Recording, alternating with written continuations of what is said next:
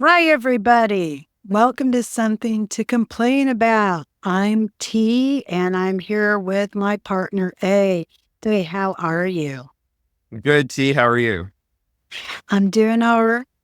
I've been dealing with a very irritating man here lately, but things seem to have calmed down a bit. I feel like there's sort of an epidemic of that going around. There is. It's called men. It's called It's called. You I'm all not, will probably see some of A's behavior in some outtakes, but I'm not I'm doing sure I well. should feel good about that, but you control the editing, so I'm just gonna have to go along with it. The, the, Which actually well, is sort of a whole lot like the last 28 years. And might as well yes, continue with the formula that works. I pretty much control the narrative, don't I? In many ways, if it works, it's fine. It's good. It's good. Anything new going on this week Oh, besides um, man troubles? besides man troubles, no, nothing really major or spectacular going on. I've been able to get some extra hours in for work. So I am very happy about that. And I am frugally celebrating my upcoming birthday.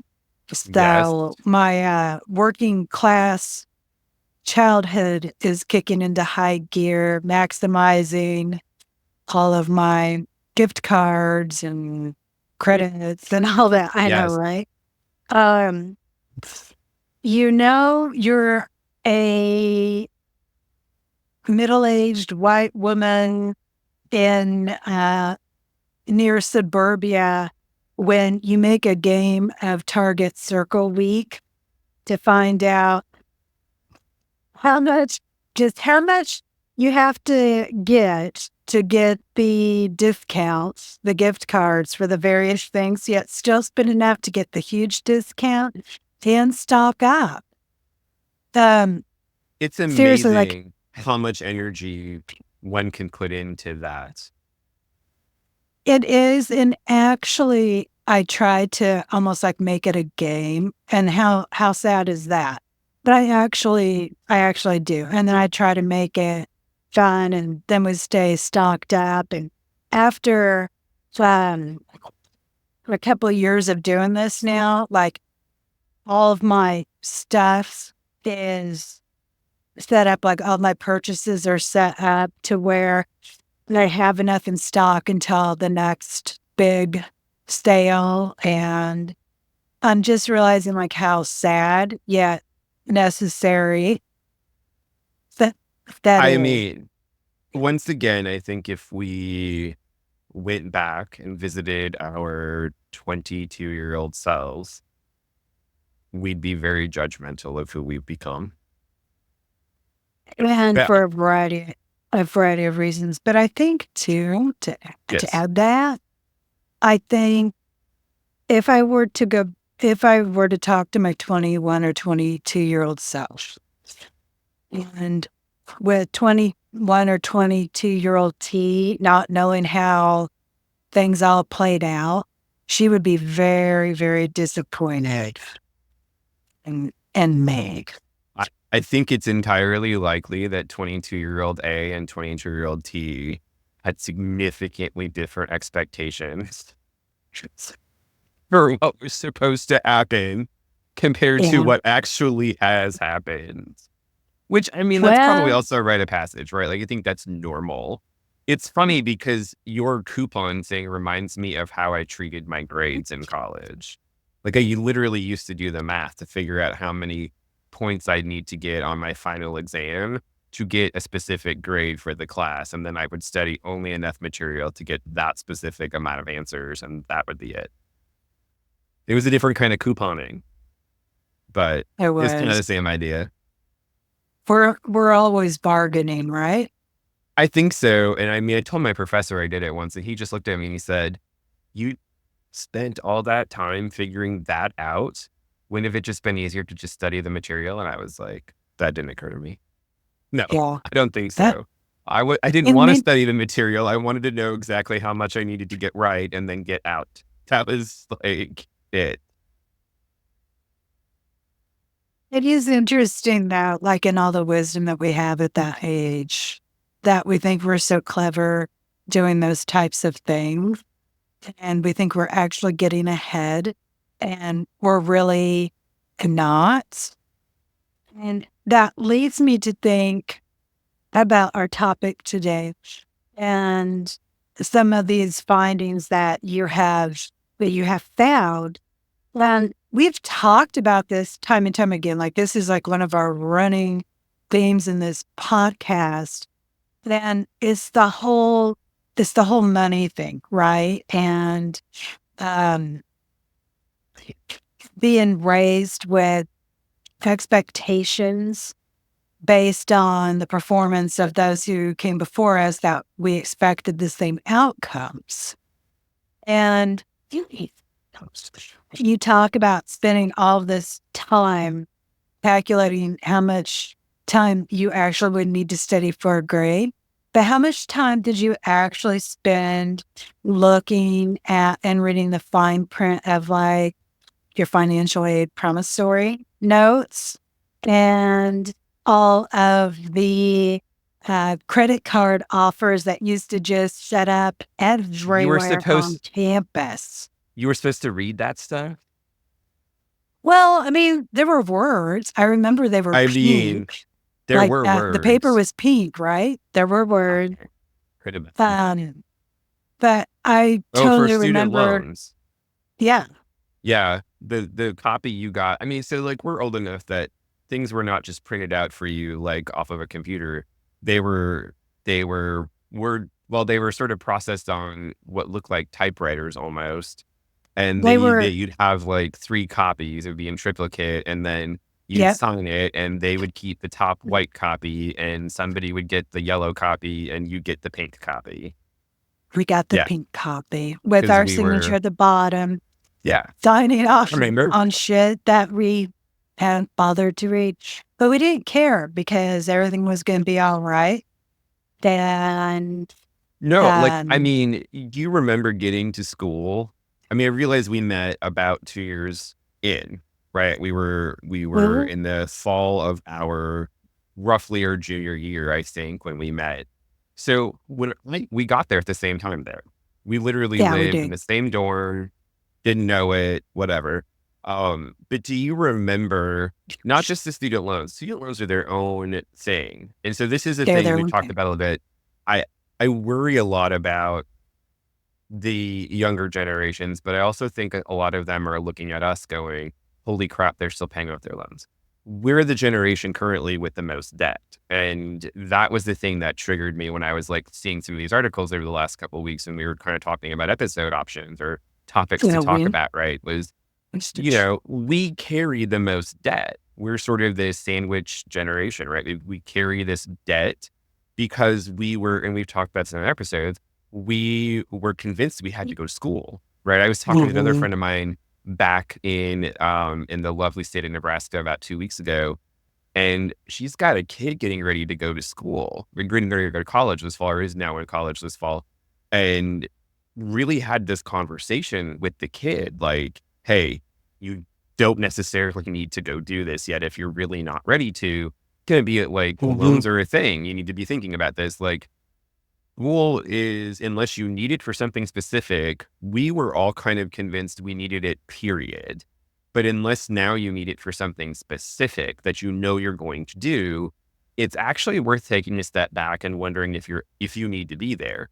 And one of the reasons for that is the student loan debt. And I know we talked about in a previous episode how much more expensive it is now to go to the university you and I went to. I mean, it was Mhm. 60 or $70,000 a year, I think, when we were looking at it a month or so ago or 2 months ago. That's insane. It's a lot of money. So we get there. I remember that first year we came for preview. One of the issues that we had at preview was like, get your classes signed up, go talk to financial aid, fill the stuff out.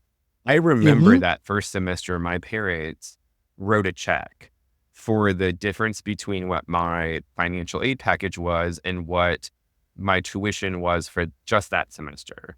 Right. I remember at the time, Mhm. I remember it was $3,600. I don't remember why I remember that. I don't know why I remember that, but I do remember that. And I, s- I felt immediately guilty. Right, everybody else, not everybody else, but lots of other people who were there had parents who were writing like $20,000 checks. And I knew my parents did not have the cash flow for that. And I Mhm. still to this day don't know why they did it. They paid the difference for that semester. And then my mom, being optimistic eternally in some way or another, was like, it'll be okay for next semester too, or whatever. And they knew better. And my dad gave me this look. And later when he and I were talking, he was like, there's no way we can pay for another semester. Like, we just can't do it. And I knew they couldn't do it. And so like I still feel indebted and guilty kind of to this day. And it's been what, 30 years almost since this happened. I walked my happy butt down to the financial aid office before the first week of school was even over and was like, okay, I need to know what I got to do for next semester because there's no way my parents are going to pay another $3,000, right? Like, what are my options? Got lots of student loans, right? We got all these private loans, we got all these other loans, and I'm like, just sign me up for whatever the hell I need, right? I got to be here. I can't not be here. And so without even really considering it, I'm signing up for these loans. And to be honest, a lot of the adults in my life at that point, I mean, obviously we're 18, so we're technically adults, but the people who were older than us were telling us, you're going to get a good job. You're going to a fantastic university, right? You're going to Mhm. one of the top universities in the Midwest, one of the best in the country, like whatever the hell. And you don't have to worry about it. It doesn't matter how much you take out in loans because you are going to be fine. That was unmitigated bullshit. Well, but I think though, and you bring up an excellent point. And as I was thinking about things on on this topic, I think there's so many things that were in spin at that time that we we didn't know. That seems to be another thing. We didn't know. Leave us alone. But I think about, first of all, what my, when I think about my family, and again, it's that, right, I grew up in a family with very much that immigrant mindset, Yeah. and where, we sacrificed to come over here, things weren't good. You're not going to mess around and be lazy. We came here so that everybody in the family in the future could have a better life and blah, blah, blah. And I think simply because of where things were in history, and we've touched on this a bit before with the silent generation, all the GIs coming home from World War II and having that very first GI Bill, the opening of higher ed and various opportunities for everyone who wasn't straight, white, and male, um, which also was around the time that government support for higher ed shifted from grants to loans. And I'll let you just come up with your own conclusions as to some of the reasonings for that. Yeah. But it is very interesting. And I like to point that out to people who aren't aware. So that we were pushing open access, increased access, but the grants are still there, but they're way, way small. It- And, And and limited in so, reach, right? As far as right, who's right. actually, I remember Well, I got something called I think a Perkins. Is it a loan or a no, grant? that was a Perkins loan. Okay. You may have received a Pell Grant. I did. Yes, I did receive a Pell Yes. Grant. Yeah. Um, but I think even with my, and I honestly think my family, with their very limited understanding of uh, um, the larger scene, and definitely like with higher ed, uh, they did recommend things in my best interest, but they weren't fully aware. But things were not as transparent as they are now. But I also too like I'm thinking back, like even just with media and things, and maybe my memory is distorted, but weren't the narratives and even just all around us like the narrative of all the success and wealth is easily and readily obtainable. It was. That was Um, the narrative, right? I mean, right. the school we went to attracted a lot of people who wanted to go into medicine, right? They had a medical school. They Yes. still have a medical school. And at the time they had what they didn't last very long. They had a program for a few years when we first started that was preferential admission. So if you went Mhm. undergrad to this university and you did well or whatever, right? Medical school admissions are based on a point system, or at least they were. I don't know if that's still the case, but you would get an extra set of point on your application process for med school at that university because you had matriculated undergrad at Mhm. that university. And so there was an entire influx of us. I don't remember how many. I remember they told us how many when we were freshmen, but the number of students who were there as freshmen pre-med declared, and Mhm. like, this is, we have to keep in mind, a lot of schools will allow you to choose a major right away. The school we went to doesn't, right? They may do it now, but when we were freshmen, you didn't Well, get to really declare a full major. You had to but wait a if little bit. you, but I will say with that, you couldn't officially declare, but you did not want to be the one student in the room going, I don't know what I want to do. No, yeah, you definitely did it. You So, couldn't check the box on the form until you were a right. sophomore or whatever. But most of us were like coming in pre-med, and I know it was over 50%. They told us the number, Oh, and of yeah. course, I'm too old to remember. But it was astonishing how many. And after 2 or 3 years of this program, they discontinued it, partially because they had so many people coming. They did not. They knew they couldn't make it work number wise, right? They couldn't give Right. everybody preferential admission. It just wasn't going to work. So they honored it for those few cohorts that came in, and then they just didn't do it anymore. Uh, Right. That brings up a good point. Like almost everyone I knew was pre-med yes, and not a one went to medical school. almost none. Like out of the people that I knew when we started, all the people we were friends with, Mhm. none of them went to med school. We were No. all pre med. Our friend T, she and I were in the calculus class together. That's how I met her. We were in that with a couple other friends, right? We were all pre med, every single one of us, and not a single one of us went to med school. Most of us ended up Mhm. in the same in an adjacent fields, right? Mhm. But none of us actually went to med school. And it was so easy, as I think back, to believe that you didn't have to worry about it because you had preferential admission, you were going to the right school, right? I picked that school not because I liked Mhm. it the most. I mean, I kind of did out of the schools I looked at, but I really, the deciding factor for me was the med school was there. And I knew if I came there, I'd have a decent shot if I did what I needed to do to get into med school there. And that was the draw, right? Like I could have gone Right. to I could have gone to the University of North Dakota, which is where my mom wanted me to go. And I could have tried to go to med school there, but they didn't have preferential admission.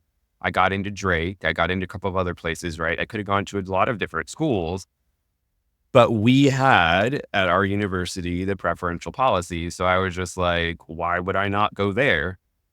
Well, I'm going to go I to med love this. school. I So love why this would I because not go there? But you don't even in think my at that age that there's the potential that you might not get in. Of course, you're going to get in. You're in the right school. You're studying the right stuff. So who gives a shit if you sign a special student loan every single semester to help you get through school? And like we both came from families that were not wealthy, right? Like I mean, You're talking about being accepted into multiple schools. I I paid for my own and what was the application fee, and I had enough money saved up to pay for one application fee. So I aimed as high as I could, and it was like go big or go home before I even leave Kansas. So thank God I was accepted. But I I only think had I enough applied to money to three. apply.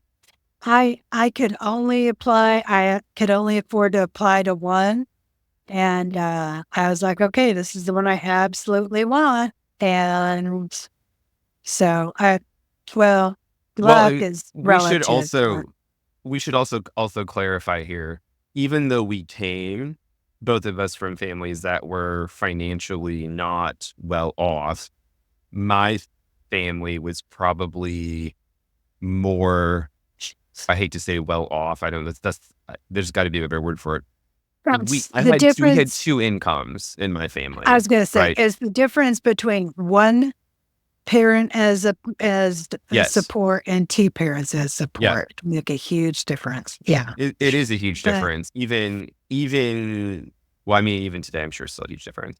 But like, it didn't even occur, right, to me to think. I mean, hubris again, right? This would be our downfall, but it didn't occur to me to even think of the possibility that I might not either A, get into med school no matter how hard I tried, and that happens a lot. Didn't occur to me that that was an option. And it didn't occur to me that I might get into my undergrad and decide I don't really want to go to med school. Like it didn't, it, Sunburn. that wasn't a consideration. So every time you sign the loan package, you're thinking in the back of your head, this is insane, but I'm going to go to med school. And when I'm a doctor, it won't matter. Right. And Well, that may be kind of true when you're a doctor and you can afford to pay it off, whatever. But I don't know because I do know quite a few people with terminal professional degrees that are going to forever be paying off their loans. People with JDs and MDs. yeah, But then again, there are of our generation. I think too, like I think of like, I had two aunts that had gone to college. And of course my grandparents were able back then, in the mid 60s, well, yeah, they could pay for it. But I also remember like hearing like, well, so and so went to school and they took out some loans and now look at them now.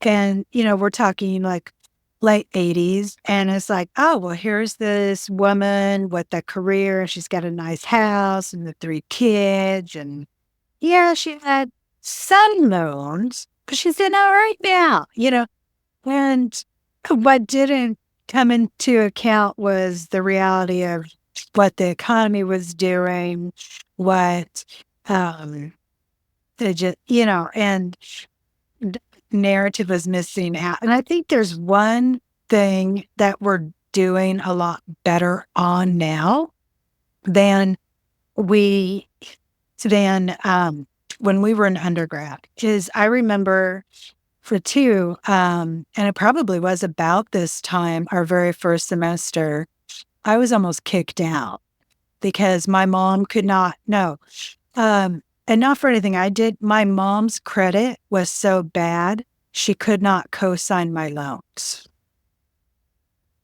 So I lost all my financial aid. got it. And so I was trying to work that out. And the financial aid office, they were wonderful as far as they really worked with me. So yes, I remember seeing those personal loans because that's what I went to college on was my personal loans. And I had to do all the financial aid I got had to be in my name only, which was good because I got to stay in college, but it was bad because I did not have a cosigner. So my interest rates were astronomical compared to that anyone whose parents could co-sign, but my mom couldn't. she wasn't allowed to. I mean, she was allowed to initially, and then when they went through and went like, "Oh, this woman has like what's worse than bad credit?" Like the I mean, I think that's the hard so, part is like but but my I think parents, my dad did sign for but my personal, is it a personal but loan? Private loan. no, I had to do per well, It was what a do they call private them? loan Private because personal. I think so because the difference was here's your government backed loans, which you didn't need a Oh cosigner for yeah. typically, and then you would take out a private student loan that was different. All And I had one of those every semester all I in remember addition to whatever else. is my mom's name went off went off on everything. And as a matter of fact, even with the student loan where they had like list people who will always know where you're at. Like I didn't even put her on there. I didn't want her name on there at all. But with that, yes, the financial aid office was very helpful in helping me stay in college. But here was the financial literacy I received. You will have to pay these back someday. I'm 18 years old.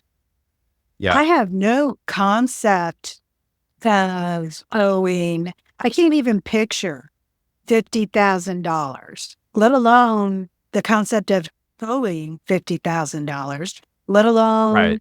alone or 14,000 or 10,000, Or how which to she'll pay be it on back.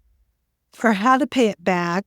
Yeah. And so I was like, okay, because I wanted to be in college because this was my one shot Right. to go to college. I got there, so I was going to do everything I could to stay there. But that was the financial training and the literacy they gave me.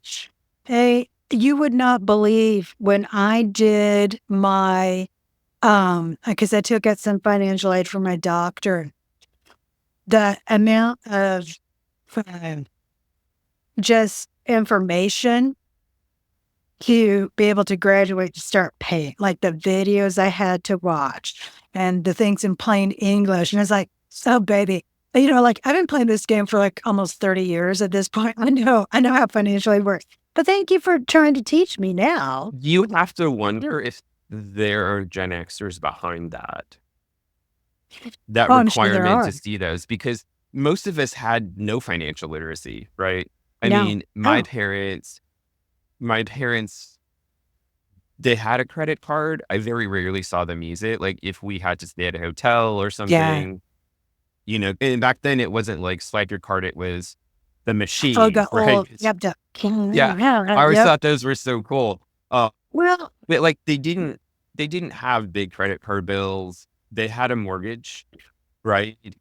They had some student loans, but when my mom went back to school when I was, gosh, I probably was fourth grade or third grade or something, she went back to get her early elementary degree or whatever it was. They paid for it class by class and they could. um, It was still cheap enough back then where you could just pay for a couple of classes at a time. When our parents might have gone to school, like my mom did go, she got a bachelor's degree. My dad did not finish school. Uh, but when they were doing that in the 70s, they didn't need student loans because they could work a job and they would make enough then they money in their would. job to be able to pay for their tuition. Like it worked And out. That is not us. That was not us. So when they were like, well, of course you've got to go to college, you've got to go to college and get a good job. We all thought well, that made sense. And then we get there and we take out these loans and nobody conceptually can think about at that age what any of those dollar amounts mean, like you're saying, because we've never seen money like that. We don't know how that works. but with that, let me just say that probably between the time your mom went back to school and from like a higher ed perspective, she wasn't really in the head count of anything that mattered because she was a non-traditional student in the mid to late 80s. They didn't give a shit.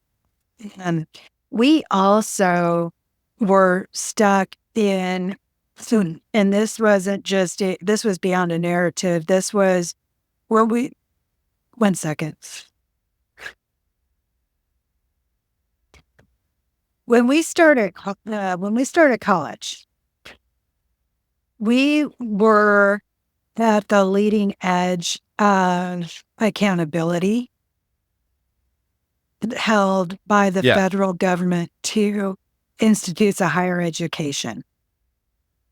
And so, whereas before, people were afforded more opportunity that, oh, go pick up a course here and there when you can afford it. Things will eventually stack up and you'll get your degree. Changed as far as expectation wise from the federal government, including whether or not or how much financial aid you get, to what kind of support you got from the institution, to expectations of employers and family and colleagues and peers and all this. Now, some of that now, thankfully, again, is changing. Some of that narrative is changing, but I think it's also important to remember that not only were we starting school when prices were really starting to become astronomical, but also so it was the beginning of that increased transparency and accountability of the government going, you know what, we're going to quit giving y'all money if people are taking 10 years to get their degrees. And so, like right now, and it has been this way for quite a while, you are, as far as the government is concerned, and as far as records in higher ed is concerned, we look at years 0 through 6 for persistence and completion. So if you are a student, or like with your mom, who took a break for a while, then came back, picked up a class or two at a time, she wouldn't count. She'd be counted as a loss. So we were caught up in that as well. So, like, again, going back to both of us actually visiting the financial aid office, nowadays, a part of that conversation would be, have you considered going part-time? And here's how this would affect your financial aid part-time. Here's how it would affect your loans. But here's the price difference between, as we go through everything, full-time versus part-time. Yeah. And those conversations, I think, are starting to happen, but that cannot happen for us. I never, in the institution, didn't support part-time enrollment whatsoever. You were either in or you were out. Just like an earlier conversation we had about now this same institution, it accepts transfer credits from any other number of places. Yeah, they When we definitely didn't went, do that they for us. didn't. No. No. So we kind of fell into like this perfect storm of what was once maybe a true narrative for a select few became the mythos while things were changing. And but we were still being told this narrative that wasn't necessarily true. And I Which, think I mean, especially, that sort of really just is our generation in a nutshell, right? We yeah, keep getting pretty, stuck in the middle of some of the stupidest shit imaginable. I mean, it ends up hurting us long term. And I think that younger generations, we've talked about this before, see that we're going to be paying those off until we're well beyond dead, right? Like they're going to be coming Mhm. after our estates for money at some point if we have an the estate.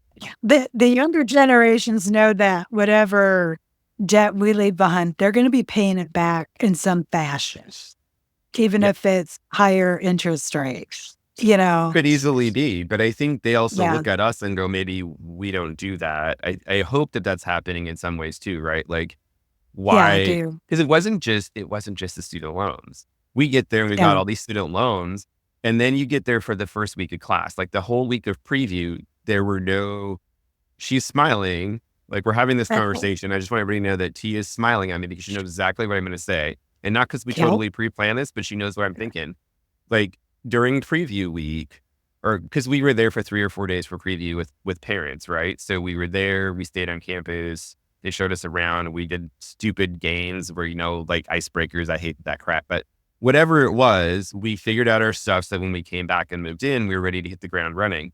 But as soon as that weekend was over, right, where the parents brought us all to move us all in, I don't know if John. you lived in G, so obviously you got the move-in experience for G. Like Yeah. when we got all moved in and everything is ready, I remember my parents were staying at a hotel actually just out by the airport, and I stayed with them that final night before they went home. We all had breakfast together. They dropped me off, and then they left. And I still remember my mom saying that my dad was somewhat emotional on the way home, which surprised her because she thought she'd be emotional, but my dad was the one that was emotional, which makes, that's kind of nice to know. But the next day, right? The next day the next day is Monday. We go to class. We're all up. This is probably the only week any of us freshmen were awake on time for class because we were super excited to be on campus, freshmen in college, ready to go. The world was our oyster, whatever the hell you want to say. And you go to class and you go to the student center and you come out of the student center. It's in the student center and these things are on the mall, right? They're on the walkway that we had. And there are table after table. They were in the library area and everywhere else where you could just get a credit card. And it was any kind of credit. I mean, there were MasterCards and And Visas and Discover cards and you name it. And we're all oh, just like, oh, I want one of those. And before you know it, you've got 6 or 7. I was going to say I had like 6 to 8. And remember that, I mean, it was so easy. It's And absolutely I easy. remember like mine were all like 250, 300, 500. Yeah. But then I remember like going to the mall like a Uh-huh. couple weekends and just Yeah. literally just maxing one out because I could. Because I could go and, of course, in 1995, Yeah. $250 was a lot of money. It That felt was like it probably, well, what? That was probably about the equivalent of what? Probably close to $1,000 now. could easily be. I don't know the But math on that, but yeah. No, I mean, oh most of my, mine were, I think the credit limits were like 500 yeah, and that sounds, yeah, that sounds right. Yeah. it was the same, what's the word we want to use here? It was the same rationale for Right. like, I mean, you rationalized it the same way you did the student loans, right? I'm going to have a good job. I'm going to be able to pay these off. I'm building my credit, all that stupid And stuff.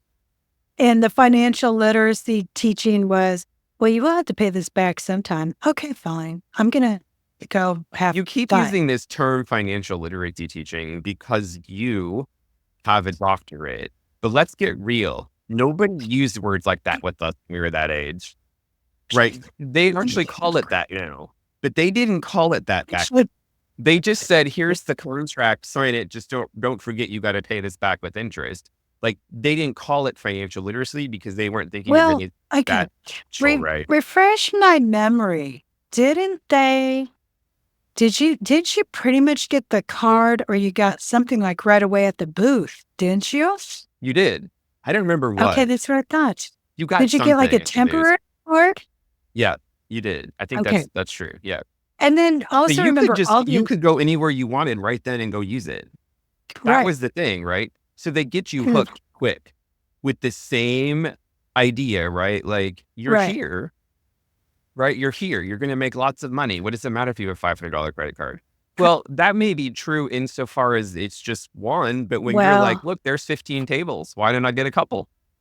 and then They got to here's the match. thing too, like the assumption, and as an assumption because it's true, the poor college student. So of course I'm going to be poor during college, but might as well have some fun with the Right. money.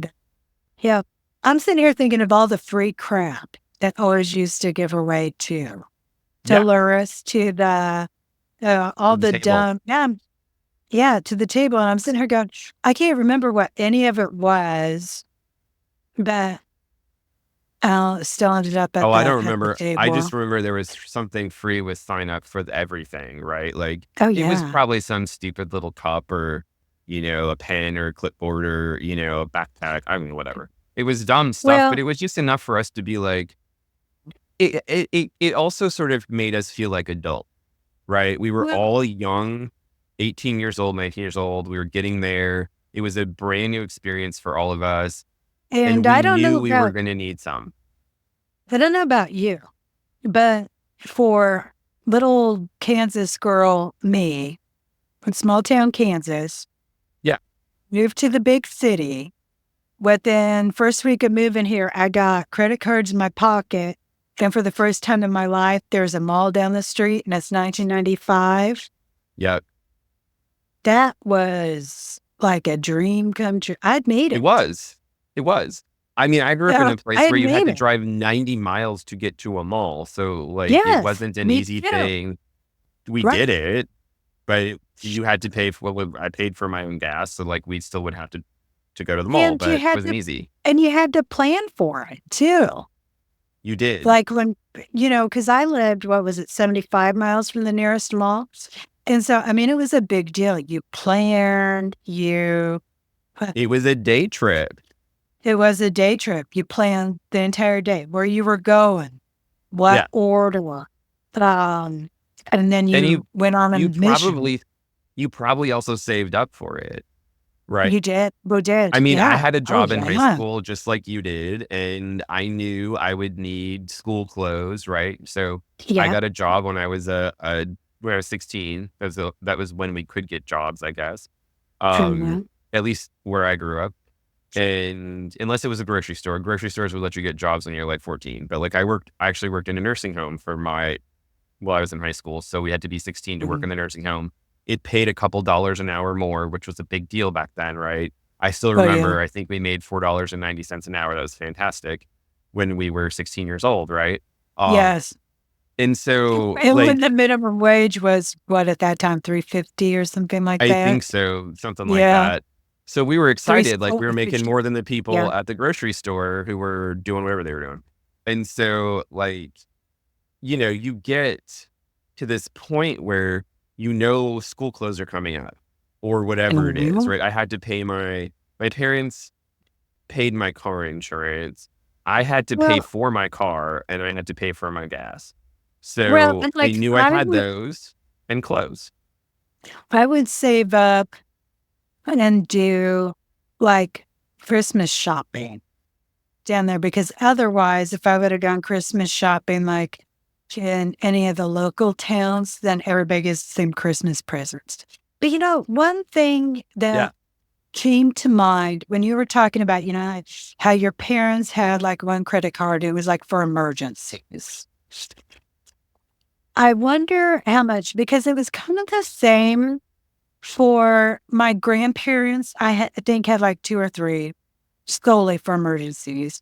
My mom had 1 solely for emergencies that I remember, and I don't think this even exists anymore. My mom layaway. She would always do Yeah. layaway. And so it seemed like there were other forms of credit Credit.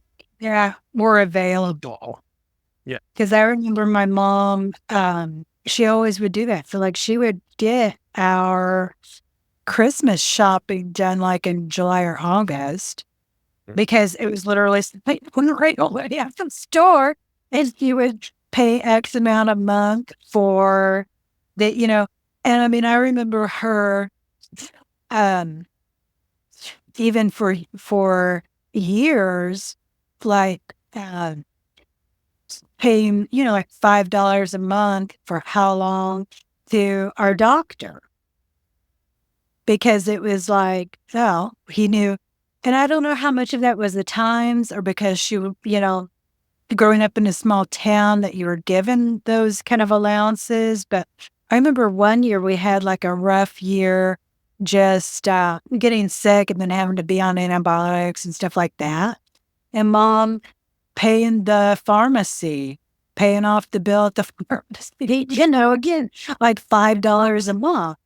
Um, it seems like there were different forms of credit, and it was all interest free available to, I mean, at least I know my mom, um, that nowadays, even 20 years ago, 23 years ago, when my husband had emergency surgery, I had the whole check in the mail.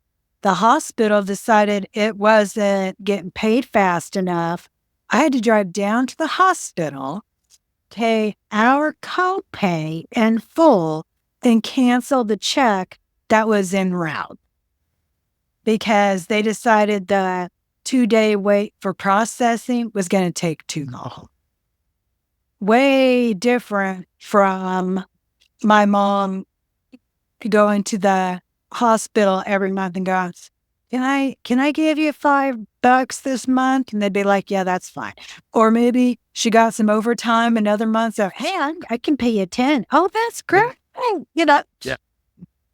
Yeah. it's I mean, I think, yeah, I remember those kind of the layaway stuff. I don't remember how yeah, often or if we used it. I just remember seeing it and knowing that it was an option.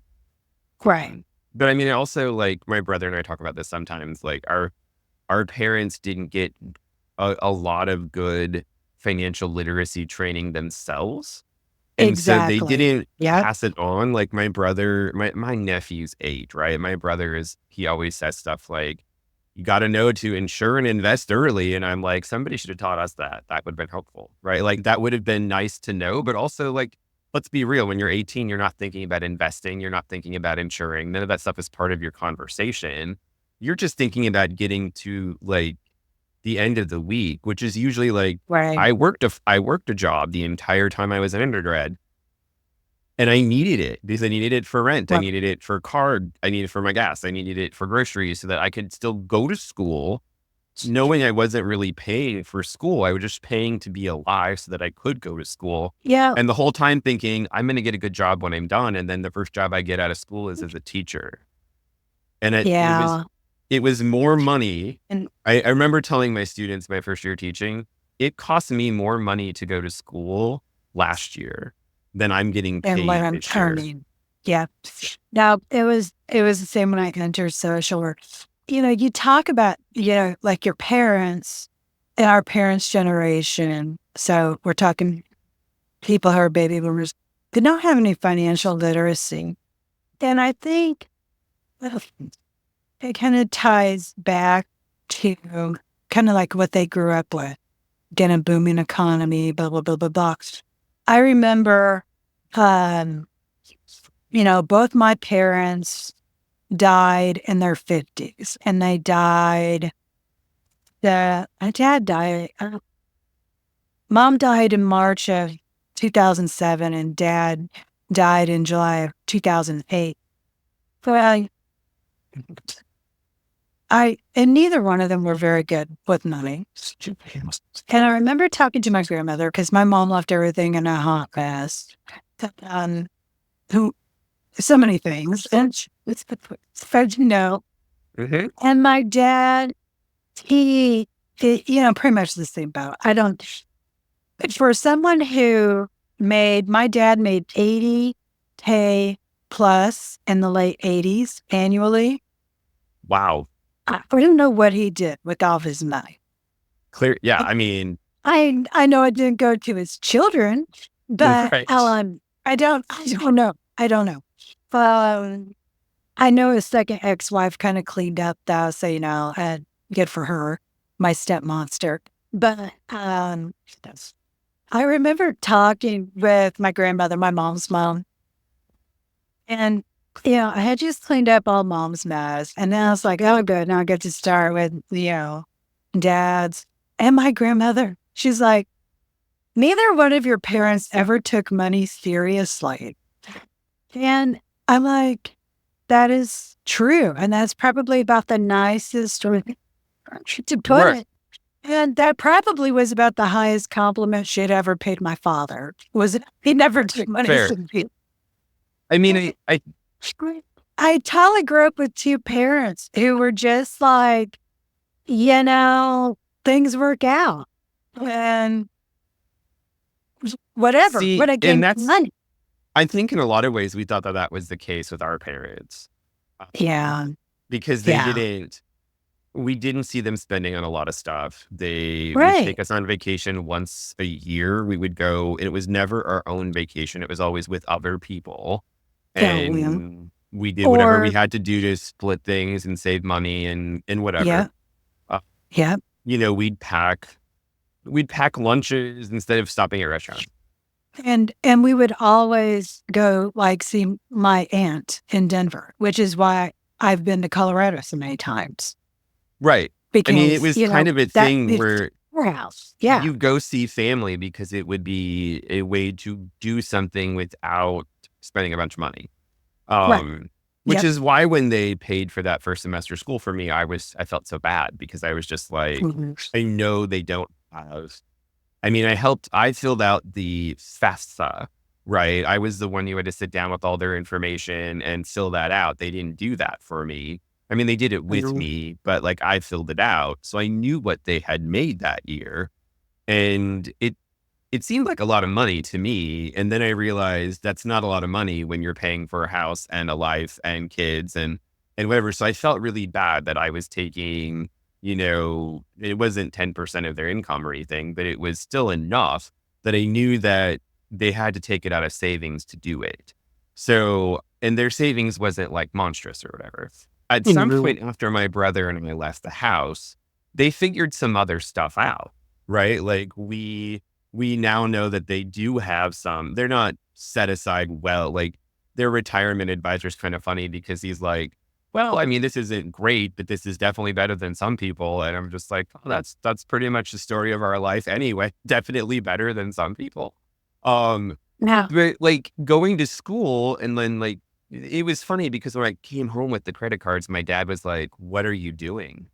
And I was yeah. just like, "I'm Yeah. gonna be a doctor." He's like, "You're not a doctor." I'm like, "I'm gonna be a doctor." He's like, "You're Yeah. not a doctor yet. You need to cut them all up because you're gonna get yourself in trouble."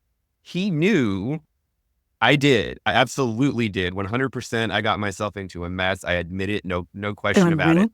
Absolutely a massive mess. I know a lot more now than I did then, but I think that's the thing. You get to school, here's the loans, here's the credit cards. And the school that you go to, I think also makes a little bit of a difference. When my brother got to school, he went to a state school, right? He went to Yeah. a state school and he didn't get offered any credit card. He's like, I saw one or two tables, but I saw what you did. So I Well, didn't do that. And but I'm like, think about some of the absolutely wealthy, yes, wealthy yes. people. Like, We I went to school remember with, we went to school with, like, I remember when I was having all this drama, uh, she's gonna get kicked out of school because she's poor. And I don't know, man, should you crush it?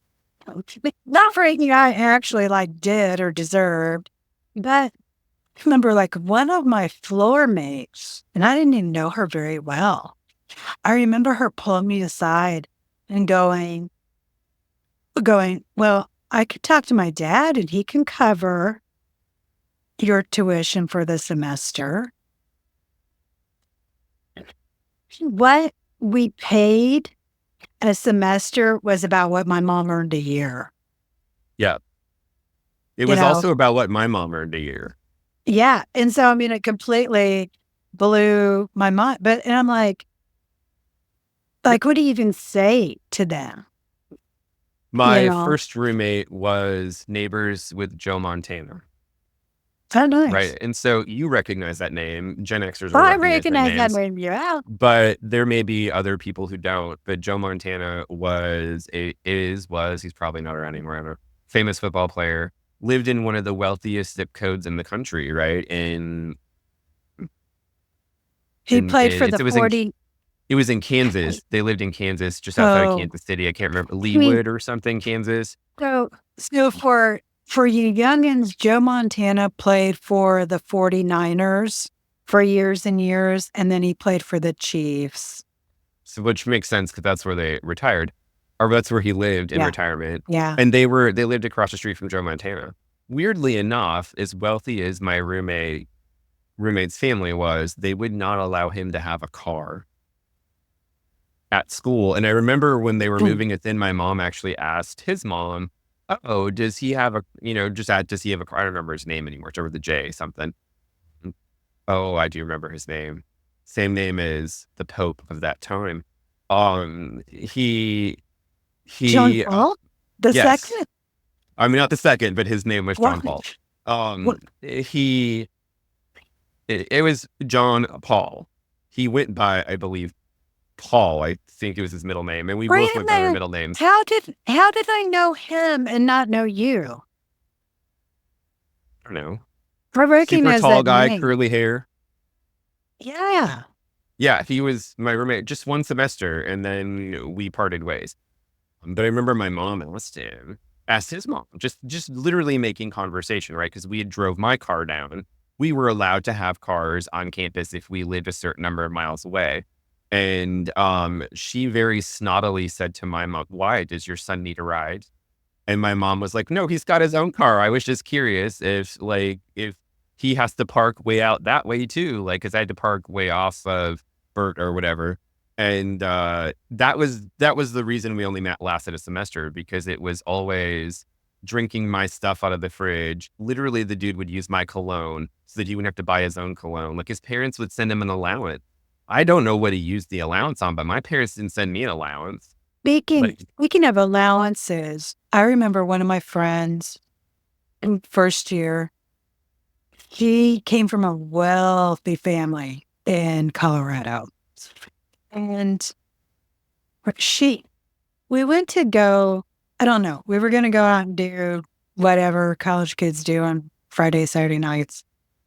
And, and she goes, "Well, I I got to go to the bank because I'm broke, or I got to go to the ATM because I'm broke." mhm. And I'm like, "If you're broke, the ATM ain't going to help you." She She goes, didn't mean "What?" she was broke. She meant she ran out of money and needed to go She get ran, more. she ran out of cash money. Right. Because I'm Broke like, where I broke is come what from, you and I were sometimes, right? Like, I can't put gas in my car, so broke no, I can't have go out this zero. weekend. I have $0 until payday. Um, but I remember that. And then she was complaining because, and again, we're talking 1995. She only had $700 in her in her school account. That would have lasted me months. Because I know, right? Because her parents hadn't given her her monthly allowance yet. Yeah. But I still remember her going, "I got to go to the ATM because I'm broke." And I was like, "Okay, that's not broke." Then I'm like, "Come here, sister. Let me show you." Like, I opened up my coin purse and I had like $5. And I'm like, "And this is all I have until payday." You know? And it blew her mind. She's like, "You're so poor." And I'm like, "Yeah, I know, right?" We're well But, aware. well, but yeah, But like we, that's yeah, what those booths were for. That's what the student loan nonsense was for, and that's what those booths were for. really, They were not for the kids who came from wealthy families. They were for those of no. us who came And from very little means. And I so mean, I now should, yeah, you're talking about then that kind of that um, I want to say it's predatory. exploitation. Thank you. It's I predatory. mean, it's exploiting, but it is definitely predatory. Because man, they found us suckers, didn't they? Because we had no financial literacy, right? Like, No. literally, the first thing I said to my friend's kid was, "Don't get a credit card. Yeah. Ask your mom." She and I had the same exact problem. Like, we just used the credit cards, right? Like, it was, and you didn't know it was a problem until it was too late. And then you were like, Right. "Okay, help me get out of this." And then you never do it again, because it's like the hangover that we talked about in a previous Yeah. episode, right? Yeah. You have a penalty, you have a consequence, you realize, "Oh shit, I should have known better. So, I've learned my lesson. I'm going to take care of it, and I'm never going to do it again," which is exactly what I did. But we didn't come from a background where we had any, like, we didn't have the financial literacy to know any of this. And I think this is common in our generation. which is also probably why our generation still has the highest level of student debt. Well, and I think too, and this ties into kind of one final point, I guess I want to at least make at this point till I come up with another idea, is when we were talking earlier about, like the younger generations, they are watching us. And we're actually the ones who were the primary baby makers for Gen Z. That was Right. mostly Gen X. Yeah. And again, falling into these life scripts. Yeah. A lot of people in our generation, and again, because we kept believing that things were going to get better, had families that we couldn't necessarily afford. Yeah. And of course, that could also be said of any generation. If my parents could have had the number of children they could have afforded, they would have had zero. Yeah. Maybe me. But I've been seeing some headlines about how now 1 in 4 Gen Z and millennials are now saying, simply because of the way finances are, they're not having children. So they're 1 out of 4 are deciding solely because of financial reasons not to have children.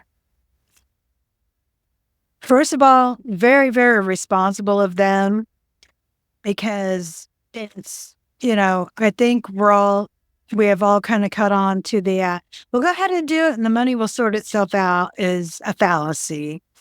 But then too, it also breaks my heart as someone who is very pro-choice that it has to be the financial piece to determine whether or not you become a parent if you really want to be a parent. Yeah. Does That's that, true. But these younger generations, they are watching, and, we are a cautionary tale, and they have more information than we did, and I'm glad they do. So I do I think hope they're smarter about it than we were. But I also think that's because they have better information. Also, they have they the do. benefit of looking at the clusterfuck that is our generation and saying, no, I don't need that. Right. They figured You that know part what? out. Well, you know what it is now, it's the, remember looking at like your mom and dad and aunts and uncles and sometimes even your grandparents and going, yeah, I'm not going to do that. So I'm not going to make that decision. We're now the ones being judged. Well, it had to come full circle, didn't it? Always. But yeah, so I saw that and I'm like, lessons learned all the way around. Um, and people are learning. It's just, I think we were like the practice generation, like, or we were very much the transition generation, like, and we didn't really feel like having these kids anyway. A lot of us tried to prevent having them. Yeah. It didn't work out. We got our own stuff going on. So we're going to go ahead and just feed them the lie so that they continue on. And now the younger ones, they're like, yeah, no, No. no. Well, and I think that's No. also a testament to our generation and the way that they parent. Yeah. Right. Because we did our generation. I mean, we do not have kids, but our generation can look at the things that we wish our parents may have known to tell us. Like, I don't want to put all Yeah. of it on them because I also don't think our parents knew. I don't think they had the Right. exposures that they should have had. So I think their financial literacy came later than it would have been beneficial for us. But like, we now know how to at least guide the next, our Gen Zers as to how not to be so fucked, right? Like, Right. I realize we're at the end of the episode, so I'm just dropping the F-bombs. But at the end of the day, there's no telling how much, and maybe some economist has done this and I just haven't found it. And that's totally possible because I didn't think that deep.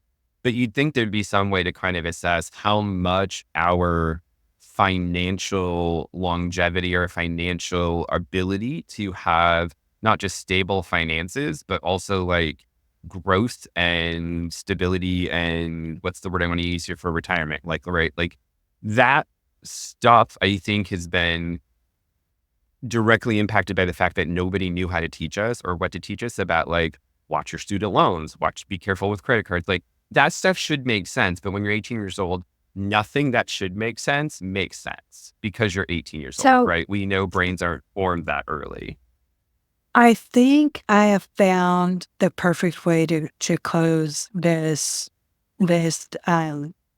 episode. Okay, great. And if you Bring it don't on. mind, okay. This is a This be the surprise for me. verse that is a surprise. This be the verse by Philip Larkin. They fuck you up, your mom and dad. They may not mean to, but they do. They fill you with the faults they had and add some extra just for you. But they were fucked up in their turn by fools in old style hats and coats who half the time were soppy stern and half at one another's throats. Man hands on misery to man, it deepens like a coastal shelf. Get out as early as you can and don't have any kids yourself. Do you have recited a piece of that poem to me on innumerable occasions over the last 28 years? But this is the first time I've heard the entire poem. But Yeah, that is a fantastic way to close. You're right. and Thanks for gays, isn't sharing. it? Philip Awesome. Larkin. Well, it was fun to talk about money troubles and remind ourselves of how far we've actually come, thank goodness. So, for our listeners, share some of your experiences, anything that you remember from your first college experiences related to student loans, credit cards, things in the finance realm that we were not necessarily well prepared for at Gen X. Share those things in the comments. We'd love to hear your stories. Remember to like and subscribe if you haven't already. Share with your friends. And as always, join us again next week for something to complain about. T, it's been great. Hey, it's been wonderful. Feels like it was a little contentious at times, but We're good at that, though. That's but what we it, do. we are. It's all good. So I hope everybody enjoyed, and yeah, I'll see you next week if you choose to come back. I don't know. This might be the one where everybody just kind of taps out. Yeah, we're done. Hope not. Give us another chance. All right. We'll see you all later. Take care. Bye, Bye. everybody.